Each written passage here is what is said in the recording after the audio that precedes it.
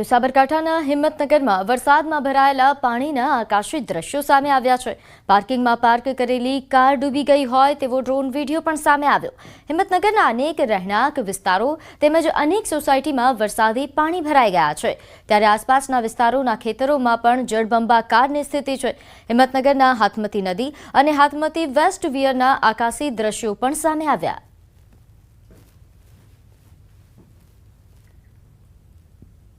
તો પંચમહાલના હડફ ડેમના ઉપરવાસમાંથી સતત પાણીની આવક નોંધાતા ડેમના 3 દરવાજા 4 ફૂટ સુધી ખોલાયા છે। ડેમમાં હાલ પાણીની આવક થતાં ડેમની રૂલ લેવલ સપાટી જાળવવા માટે ડેમમાંથી પાણી નદીમાં છોડવામાં આવી રહ્યું છે। નોંધ્ય છે કે ડેમમાંથી પાણી છોડવામાં આવતા જ હડફ નદી 2 કાંઠે વહેતી થઈ, જેના દ્રશ્યો સામે આવ્યા।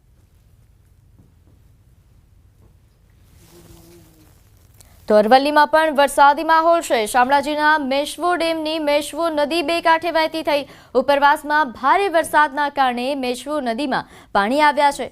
પાણી વધતા ભિલોડા, મોડાસા અને દનસુરાના નદી કિનારાના 20 જેટલા ગામોને એલર્ટ કરવામાં આવ્યા છે।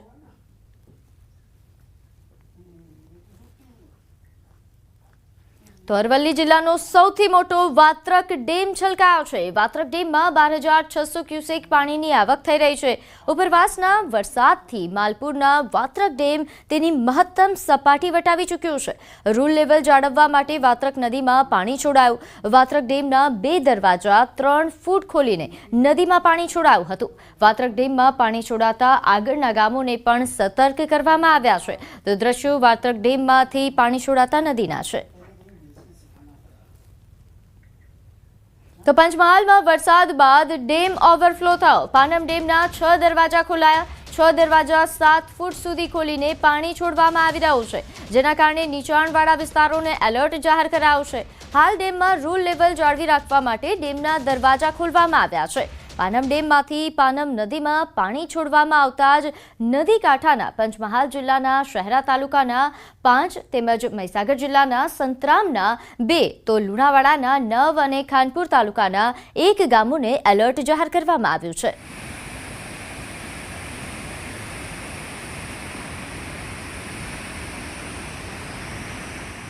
તો હવે વાત અમદાવાદની। અમદાવાદના પૂર્વ વિસ્તારમાં ધોધમાર વરસાદ ખાબક્યો। વિરાટનગરના કેટલાક વિસ્તારોમાં પાણી ભરાયા। ગોકુલ પાર્ક, ગણેશ કુંજ સોસાયટી પાસે પાણી ભરાઈ ગયા, તો રોડ પર પાણી ભરાતા વાહન ચાલકોને હાલાકી ભોગવવાનો વારો આવ્યો। તો અમદાવાદના પૂર્વ વિસ્તારમાં ગત મોડી રાત્રિથી વરસાદી માહોલ જામ્યો। વિરાટનગરના કેટલાક વિસ્તારોમાં વરસાદી પાણી ભરાયા હોવાની સમસ્યા સામે આવી। રોડ પર પાણી ભરાતા વાહન ચાલકોને ઘણી મુશ્કેલીઓનો સામનો કરવામાં આવ્યો। તો પૂર્વ વિસ્તારમાં ધોધમાર વરસાદ ગત મોડી રાત્રિથી શરૂઆત થયો। વહેલી સવારે પણ વરસાદ પડ્યો, જેના કારણે ઘણા વિસ્તારો છે કે જ્યાં પાણી ભરાઈ જવાની સમસ્યાઓ સામે આવી। દર વખતની જેમ વિરાટનગરમાં ફરી પાણી ભરાયા, જેના કારણે વાહન ચાલકોએ વહેલી સવારે હાલાકી ભોગવવાનો વારો આવ્યો।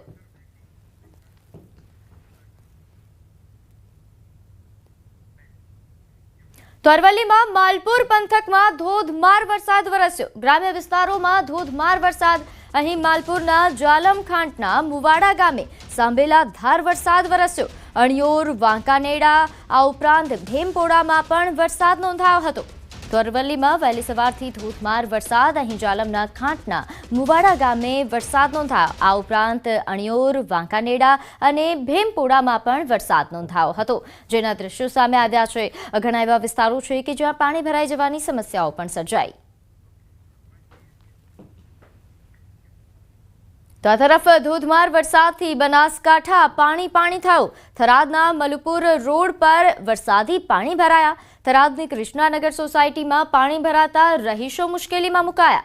સામાન્ય વરસાદમાં જ મલુપુર રોડ પાણીમાં ગરકાવ થઈ જાય છે, ત્યારે આ વખતે પણ આ જ પ્રકારની પરિસ્થિતિ જોવા મળી। મલુપુર રોડ પર પાણી ભરાયા, જેના કારણે વાહન ચાલકોએ હાલાકી ભોગવવી પડી। અહીં રહેણાંક વિસ્તારમાં પાણી ઘૂસી આવતા રહીશો પણ હેરાન થયા। તો અરવલ્લીમાં સતત વરસાદ વરસતા ધોધ સક્રિય થયા। સિઝનમાં પ્રથમ વખત સુનસર ધોધનો આટલો આહલાદક નજારો જોવા મળ્યો। ધરતી માતાના મંદિર પાસે ડુંગર પરથી આ ધોધ વહે છે, જેને જોવા માટે ઘણા સહેલાણીઓ પણ આવતા હોય છે, પરંતુ સિઝનમાં પહેલી વખત આટલા આહલાદક દ્રશ્યો અહીંથી સામે આવ્યા। અરવલ્લીમાં સતત વરસાદ નોંધાઈ રહ્યો છે, જેના કારણે અરવલ્લીમાં ઘણા ધોધ સક્રિય થયા છે. તો મોડી રાત્રે બોટાદ પંથકમાં પણ મેઘરાજાએ દબદબાટી બોલાવી. જિલ્લાના બરવાડા પંથકમાં ધોધમાર વરસાદ વરસ્યો. બરવાડા શહેર સહિત સમગ્ર તાલુકા પંથકમાં વરસાદ વરસ્યો. બરવાડા શહેરના બસ સ્ટેન્ડ, મહાવીરજીન, આ ઉપરાંત મોચી બજાર, છત્રી ચોક અને ખારા વિસ્તાર સાથે ખોડિયારનગર, મુખ્ય બજાર, કુંડળ દરવાજા અને ખમીદાણા દરવાજા સહિત સંપૂર્ણ શહેરી વિસ્તારમાં વરસાદ નોંધાયો.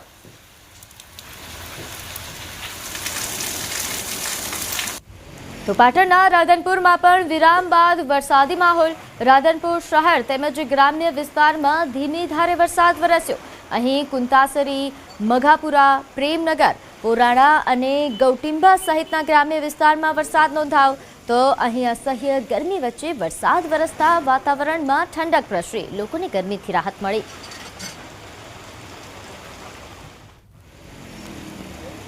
તો પંચમહાલ જિલ્લામાં પણ ધોધમાર વરસાદ નોંધાયો છે. અહીં ઉપરવાસમાં મેઘરાજાએ દબદબાટી બોલાવતા કેટલીક નદીઓ ગાંડીતુર બની. કાલોલના ઘુસર થઈ પસાર થતી ગોમા નદીએ જાણે રૌદ્ર સ્વરૂપ ધારણ કર્યું હોય તેવો ધસમસતો પાણીનો પ્રવાહ વહી નીકળ્યો. તો કોઝવે પરથી પાણીનો પ્રવાહ વહેતા માર્ગ પર લોકોની અવરજવર બંધ કરવી પડી હતી.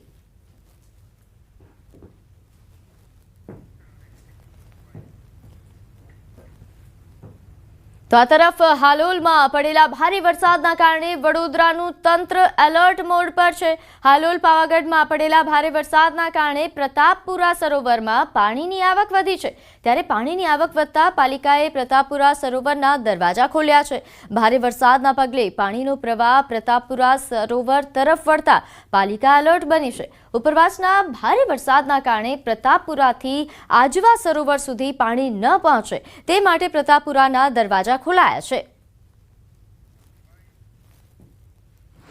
એટલે જે ઉપરવાસમાંથી પાણી આવે છે અત્યારે પ્રતાપપુરામાં સ્ટોર કરી પ્રતાપપુરાને ગેટ્સ ખોલીને રાખ્યું છે, જેથી કરીને સાંજ સુધી એ નીકળી જશે આજવા અને સૂર્યમાં પણ. તેનાનું પણ અત્યારે ખુલ્લું છે કે તમામ અમે ઓપન ફ્લોમાં રાખ્યું છે. કેરિંગ કેપેસિટી વધારાના કારણે પાણી નીકળી જવાનું આશા છે. તો અરવલ્લીના ભિલોડા નગરમાં પણ ધોધમાર વરસાદ વરસ્યો. અહીં 1.5 કલાકમાં 3 ઇંચ જેટલો વરસાદ નોંધાયો, જેના કારણે વિસ્તાર પાણી થયો. ગોવિંદનગર, પરમારફળી, આ ઉપરાંત વાઘેલા ફળીમાં પણ પાણી ભરાયા. તો વરસાદી પાણી ભરાતા વાહન ચાલકોને મુશ્કેલી પડી. ભિલોડા હિંમતનગર હાઈવે પર પાણી ભરાયાના દ્રશ્યો પણ સામે આવ્યા.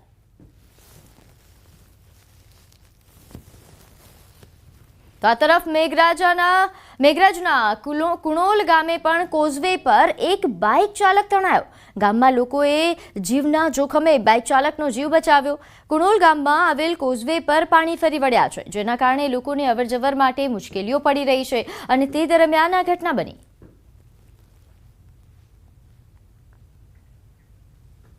તો વડોદરાના શિનોરમાં સવારના 8 થી સાંજના 6 વાગ્યા સુધી 1.57 ઇંચ વરસાદ વરસ્યો હતો.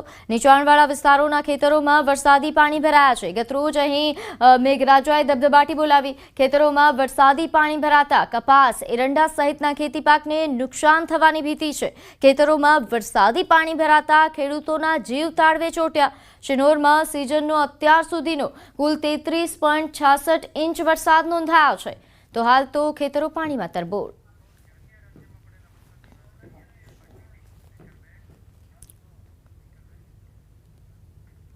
તો આગળ અન્ય રાજ્યોમાં પડેલા વરસાદની વાત કરીએ તો જમ્મુ કાશ્મીરમાં તબાહી યથાવત છે. વેગન બનિહાલમાં લેન્ડસ્લાઇડ થવાની ઘટના બની. દ્રશ્યોમાં જોઈ શકાય છે કે પહાડમાંથી મોટા પાયે લેન્ડસ્લાઇડ થઈ રહ્યું છે, જેના દ્રશ્યો સામે આવ્યા છે. ખૂબ જ ચોંકાવનારા દ્રશ્યો.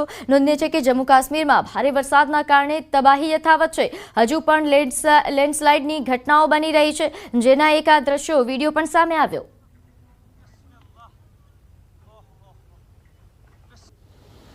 તો મધ્યપ્રદેશના ઉજ્જૈન જિલ્લાથી 50 કિલોમીટર દૂર નાગદા તાલુકામાંથી પસાર થતી ચંબલ નદીએ માં ચામુંડાનો જળાભિષેક કર્યો। ચોમાસામાં મંદિર પહેલીવાર પાણીમાં ડૂબી ગયું।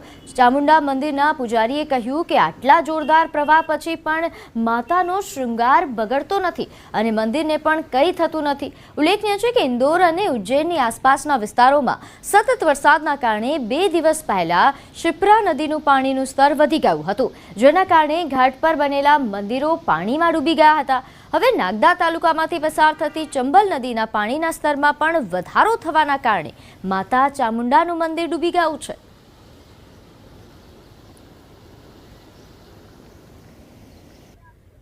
મધ્યપ્રદેશમાં પણ મેઘરાજાએ સટાસટી બોલાવી। સોડપુર ગામમાં નદી પાર કરતી વખતે એક યુવાન તેની બાઇક સાથે નદીમાં પડી ગયો અને તણાઈ ગયો।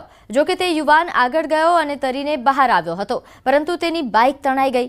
નાલચા વિસ્તારમાં ભારે વરસાદના કારણે સોડપુર ગામની મોટી નદીમાં પૂર આવ્યું હતું અને નદી પર બનેલા પુલ પરથી પાણી વહેવા લાગ્યું। આ દરમિયાન એક યુવાન બાઇક પર પુલ પાર કરી રહ્યો હતો અને તેની બાઇક સાથે તે નદીમાં પડી ગયો। જોકે યુવક તરીને બહાર આવતો રહ્યો, જોકે અને બાઇક તણાઈ ગઈ।